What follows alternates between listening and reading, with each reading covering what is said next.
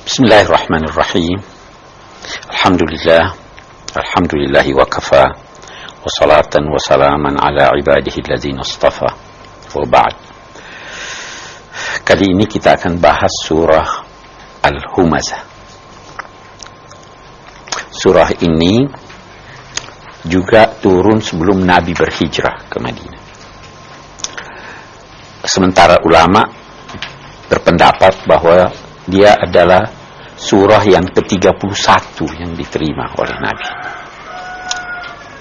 Baiklah, mari kita lihat pesan-pesan surah ini. Di sini Allah berfirman, A'udzubillahi minasyaitonirrajim, Bismillahirrahmanirrahim, Wailun likulli humazatin lumazah. Baik. Wail itu bisa berarti kecelakaan. Bisa juga diartikan semacam siksa yang akan dialami di neraka.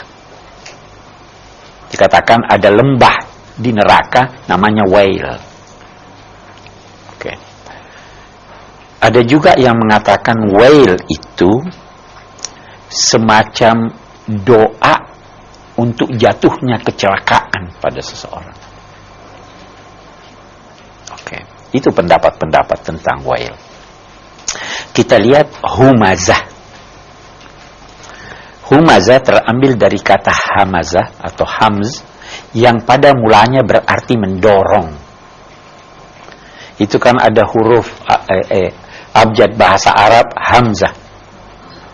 Itu kata hamzah itu kan terucapkan seakan-akan didorong, ya.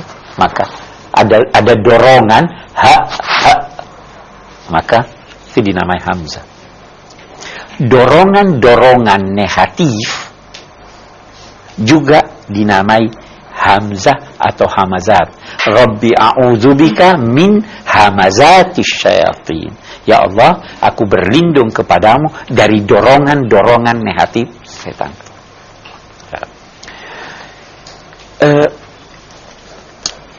Hamaz ini bisa berarti dorongan secara fisik. Saya dorong orang secara fisik. Bisa juga berarti dorongan dengan lidah atau kata-kata.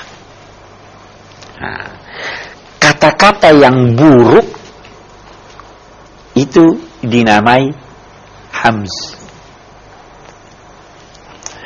Biasanya kata-kata buruk menyangkut orang lain itu terucapkan waktu orang itu tidak ada.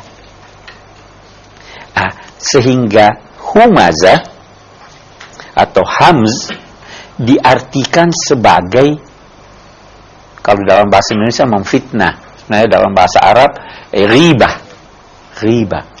menyebut keburukan orang lain sedang yang bersangkutan tidak ada. Ghibah itu terambil dari kata ghaib.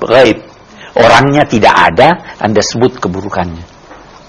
Nabi pernah ditanya, bagaimana kalau memang dia buruk? Apa tidak boleh saya cerita keburukannya? Kata Nabi, itulah ghibah. Kalau dia tidak buruk lantas Anda ceritakan keburukannya, itu namanya buhtan, kebohongan besar.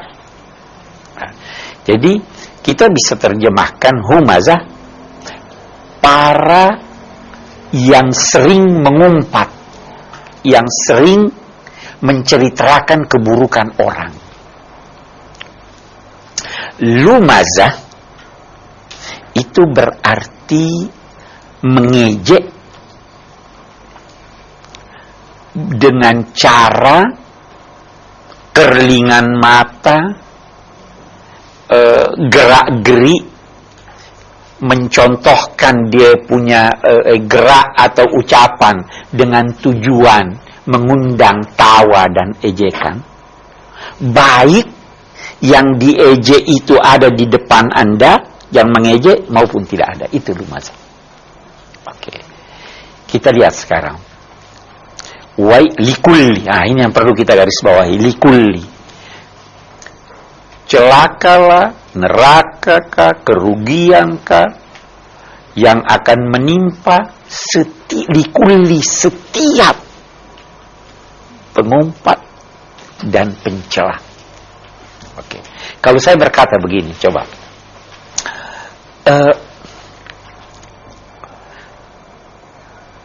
Penumpang bus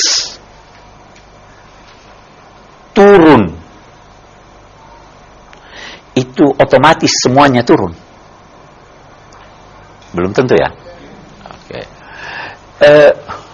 Penumpang-penumpang itu mengalami kecelakaan, bisa tidak ada 1-2 yang tidak celaka? Bisa. Tapi kalau saya berkata setiap penumpang bus itu celaka, ada tidak yang tidak celaka? Ayat ini semua celaka, setiap. Di sini Allah berkata wailun lil humazati wal lumazah, atau likulli, celakalah pengumpat-pengungkap dan pencela-pencela. Kalau dia berkata begitu, boleh jadi ada 1-2 yang tidak celaka, ya. Tetapi di sini dinyatakannya likulli, setiap orang. Untungnya bentuk humaza dan lumaza itu diartikan yang sering kali. Jadi kalau masih sekali-sekali mungkin masih bisa ditoleransi, ya kan? Tapi kalau kerjanya ngerumpi, ya kan? Kerjanya menyebut-nyebut keburukan orang, itu wailun likulli humazatin lumaza. Oke. Ya. Memang Allah melarang orang menceritakan keburukan orang. Tetapi ada 6 tempat yang bisa ditoleransi. Yang pertama, kalau menceritakan keburukannya dengan harapan bisa meringankan apa yang dialami. Menceritakannya kepada orang yang bisa meringankan. Jadi kalau kita punya sahabat akarib, kita ceritakan dengan harapan bisa mengurangi itu bisa ditoleransi. Yang kedua, menceritakan keburukannya kepada orang yang bisa menghalangi keburukan itu. Yang ketiga, meminta fatwa. Ada istri Abu Sufyan datang pada Nabi, wahai Nabi, suami saya itu kikir. Ceritakan keburukannya atau tidak? Dia ceritakan keburukannya sebenarnya. Kikir kan dia ceritakan keburukannya. Terus dia bertanya, boleh tidak saya curi uangnya tanpa dia tahu? Ini dia minta fatwa. Itu boleh. Asal menceritakannya dengan tujuan meminta pendapat pada orang yang wajar dimintai pendapat. Yang keempat, orang yang terang-terangan sudah tidak malu melakukan keburukan. Baik, yang kelima, untuk memperkenalkan orang yang tidak bisa dikenal kecuali menyebut keburukannya. Si A datang. Yang mana? Aduh, bingung. Oh, itu A yang buta sebelah. Itu boleh. Kalau memang tujuannya memperkenalkan ini. Yang kelima, memberi peringatan pada orang. Ada satu orang mau lamar anak saya. Saya tanya sama ini, bagaimana sih orang itu? Anda boleh menceritakan, tetapi dalam batas dia ditolak. Tidak usah ditelanjangi dia.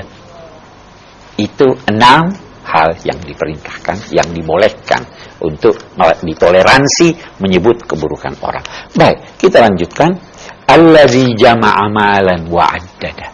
Biasanya orang yang menceritakan keburukan orang itu dia merasa dirinya mampu, lebih hebat. Dia merasa dirinya kaya. Karena itu lanjutan ayat ini menyatakan mereka itu yang mengumpul harta, jama'a malan wa addada. Addada itu bisa diartikan menghitung-hitungnya. Ada orang punya harta, dia taruh di bawah bantal sedikit-sedikit dia hitung harta saya. Kikir, karena dia kikir. Ada juga addada juga bisa berarti mempersiapkannya.